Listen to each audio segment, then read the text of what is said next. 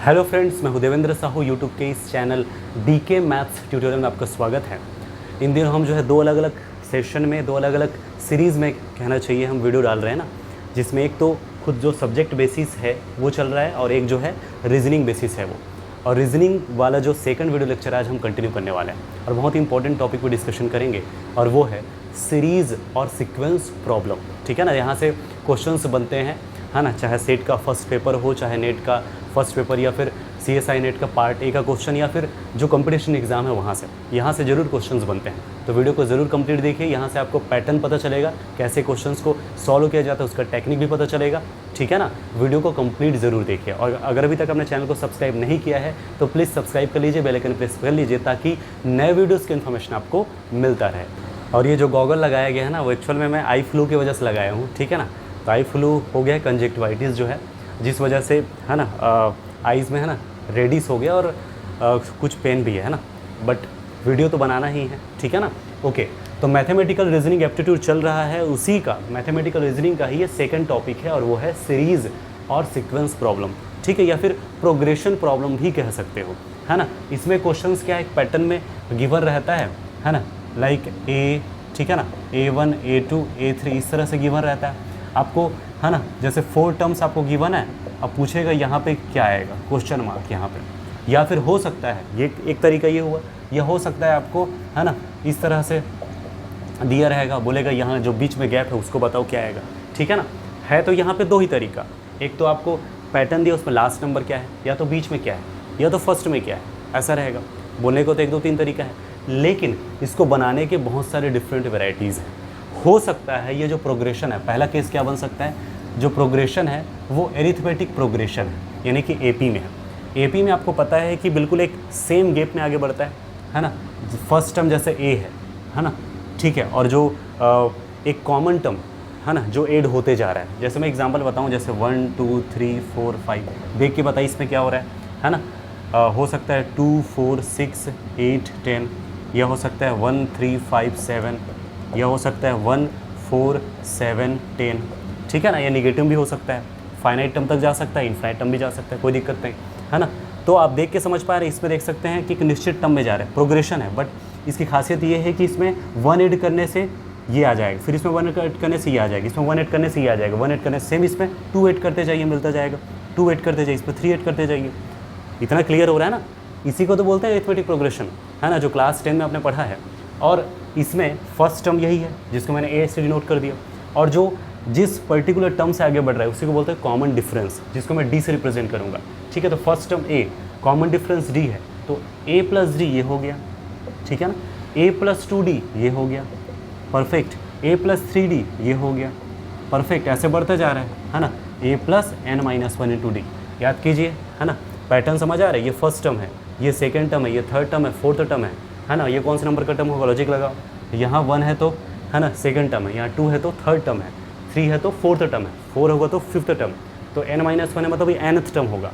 Yes, तो यहाँ से जो nth टर्म है ना of AP, nth term of AP, है ना, ये आपको AN से रिप्रेजेंट कर सकते हो या तो TN से रिप्रेजेंट कर सकते हो। ये है A plus n-1 into D। Clear है, ठीक है ना।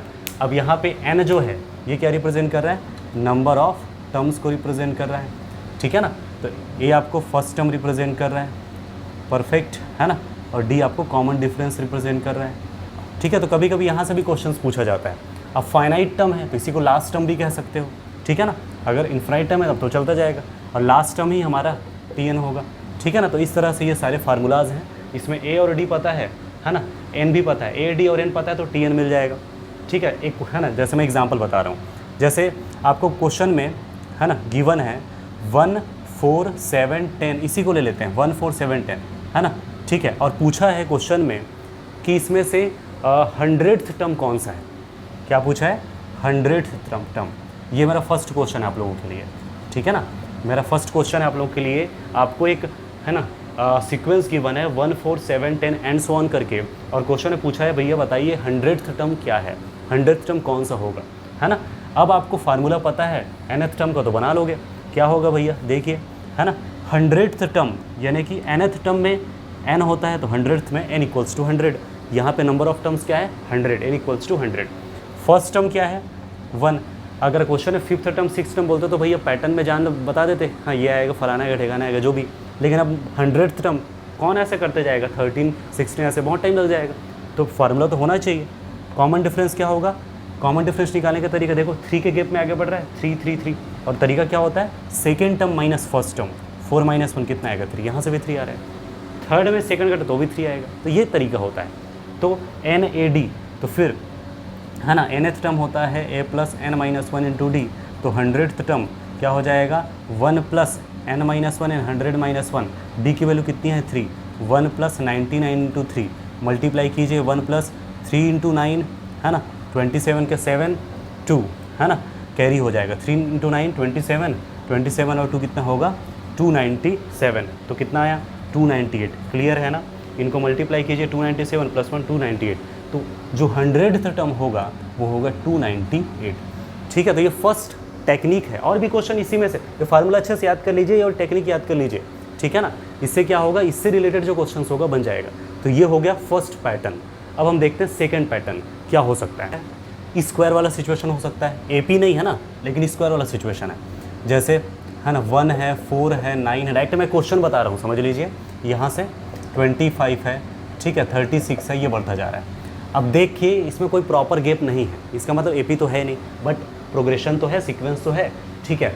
तो इस देखिए ये 1 स्क्वायर है, ये 2 स्क्वायर है, ये 3 स्क्वायर है, ये आपका 16 देन 25 होगा, है ना। 4 स्क्वायर है, 5 स्क्वायर है, देन क्या आएगा 6 square, then 7 square, then 9 square, then 10 square. मैं तो ये बोलूँगा कि स्क्वायर जो है आप जो है कम से कम 20 तक और ज़्यादा हो तो 25 तक का स्क्वायर आपको पहले से याद रहने चाहिए, ठीक है ना। तो क्वेश्चन देख करके पहचानिए क्या ये स्क्वायर के फॉर्म में है, बिल्कुल है। 1 स्क्वायर 1 होता है, 2 स्क्वायर 4 होता है, 3 स्क्वायर 9 होता है, 4 स्क्वायर 16, 5 स्क्वायर 25। तो इसका मतलब ये वाला टर्म अगर ब्लैंक रहेगा तो बता देंगे भैया 6 स्क्वायर होगा, यानी 36 होगा करके। नेक्स्ट 7 स्क्वायर दैट इज़ 49 है ना। फिर 8 स्क्वायर होगा 64, 9 स्क्वायर होगा 81, 10 स्क्वायर होगा 100, देन 121, ठीक है ना, 144, ऐसे बढ़ता जाएगा। ओके, और सिचुएशन क्या हो सकता है, क्यूब वाला सिचुएशन हो सकता है ना, घन का, यानी कि 1, ठीक है। क्या क्या होता है 1 क्यूब 2 क्यूब 3 क्यूब। मैं तो ये बोलूँगा कम से कम 10 क्यूब तक का आप याद रखें फार्मूला। 4 क्यूब 5 क्यूब, ठीक है ना, 6 क्यूब, ऐसे है ना। तो आपको गिवन है 1 8 27, ठीक है ना, ब्लैंक कर दिया 125 216 ऐसे दे दिया है। अब पूछा ये क्या होगा। अब देख के समझ आ रहा है कि भैया, देख के तो उन्हीं को समझ आएगा जिनको पता है कि ये क्यूब होता है, इसलिए मैं बोल रहा हूँ कि 1 से 10 तक याद रखिए। तो 1 क्यूब 1, 2 क्यूब 8, 3 क्यूब 27, 4 क्यूब कितना होगा 4 × 4 = 16, 16 × 4 = 60 है ना, 4 करके परफेक्ट ना। देन 5 क्यूब 125, 6 क्यूब 216, 7 क्यूब 343 है ना। ऐसे आप बनाते जाइए, 8 क्यूब 512, 9 क्यूब 729, ठीक है ना, 10 क्यूब 1000, ठीक है। तो ये क्यूब वाला सिचुएशन भी आप अच्छे से याद रखिए। तो मैंने जो बेसिक सिचुएशन तो बता दिया, बट यहाँ से क्वेश्चन कम बनते हैं, क्वेश्चंस बनते हैं इनके अलावा वाला। और वो सिचुएशन क्या है, रैंडम सिचुएशन। अब उसमें उसको ऐसा है कि देख करके डायरेक्ट तो समझ नहीं आता पैटर्न क्या होगा, लेकिन थोड़ा डीप जा करके थोड़ा स्टडी जब किया जाए, कितना ऐड हो रहा है, कितना सब्ट्रैक्ट, कितना गैप से बढ़ रहा है, वो सारी चीज़ अगर डीप से समझ आए ना तो क्वेश्चन को बनाया जा सकता है। तो मैं रैंडमली क्वेश्चन लेते जाऊँगा, अच्छे से ऑब्जर्व कीजिए और आप भी बनाइए। तो 3 क्वेश्चन हो गया समझिए, है ना। एक तो AP वाला हो गया और फिर स्क्वायर एंड क्यूब वाला, है ना। ये 4th क्वेश्चन है, अच्छे से ऑब्जर्व कीजिए। 9 18 36 72 क्वेश्चन मार्क 288, यही ब्लैंक है ना। देन ऑप्शन आपके सामने है 122 144 114 142। आपको बताना है यहाँ पे क्या आएगा, है ना, ठीक है। पैटर्न देखना है, 9 है 18 है 36 72 क्वेश्चन मार्क, मैं इसको ब्लैंक कर देता हूँ, देन 288 करके, ठीक है ना। तो मैं बताया कि इस पर कितना गैप है वो देखिए, +9 देन +18 देन +36 देन प्लस क्या होगा, और इसमें प्लस क्या है वो भी पता चल जाएगा।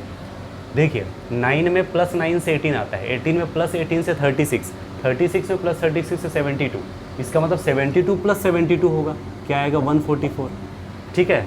और 144 में 144 ऐड से होता है 288, बिल्कुल रीचेक भी हो गया, है ना।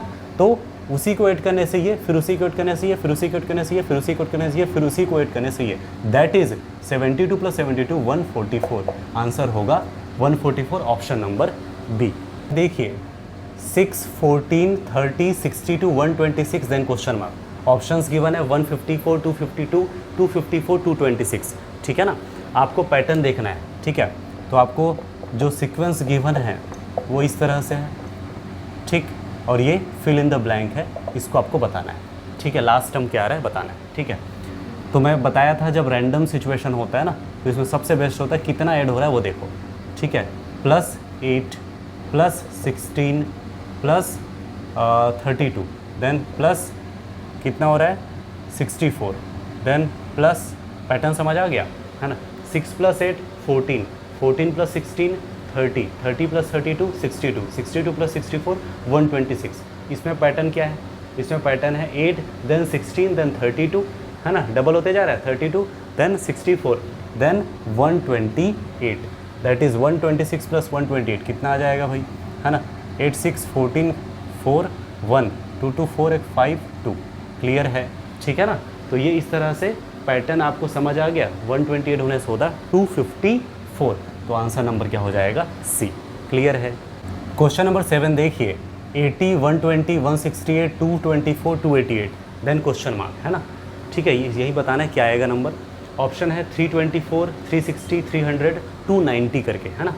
Okay, 80 then 120 then 168 then 224 then 288 then fill in the blank, है ना। ब्लैंक फिल करना है, कितना एक्स्ट्रा हो रहा है, कितना ऐड हो रहा है, गैप को समझना पड़ेगा।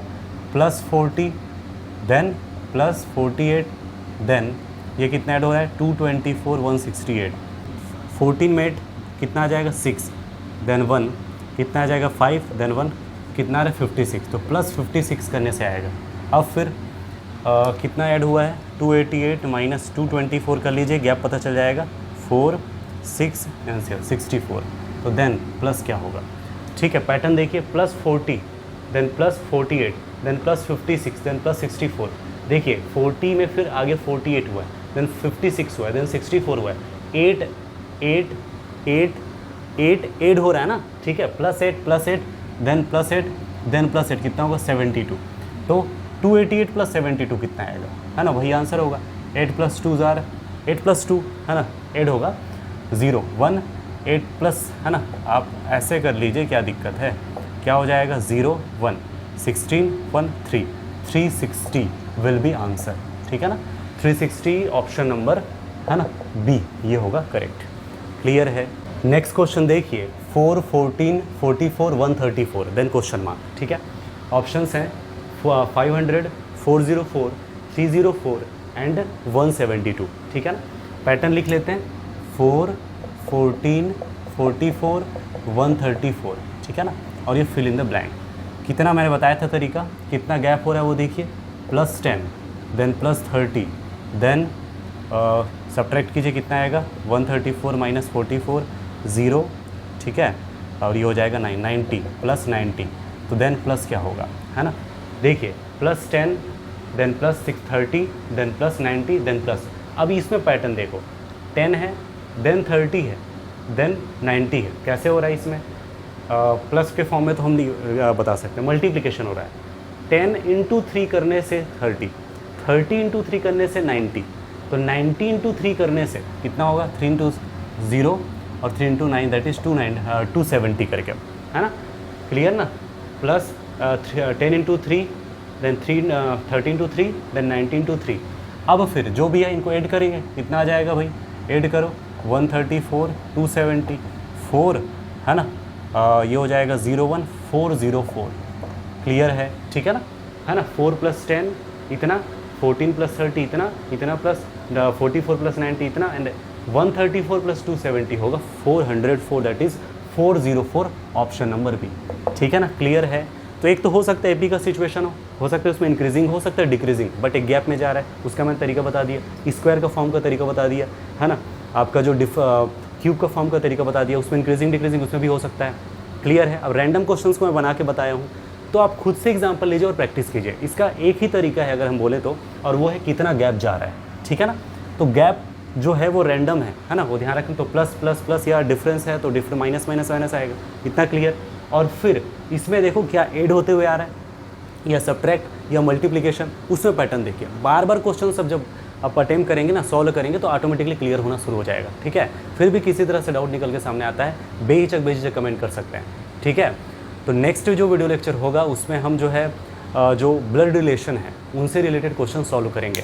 अगर अभी तक आपने चैनल को सब्सक्राइब नहीं किया तो प्लीज़ सब्सक्राइब कर लीजिए, बेल आइकन प्रेस कर लीजिए, और जो आज वीडियो लेक्चर जो आपको दिया गया उनको शेयर ज़रूर कीजिए। ठीक है, तो फिलहाल आज के लिए इतना ही।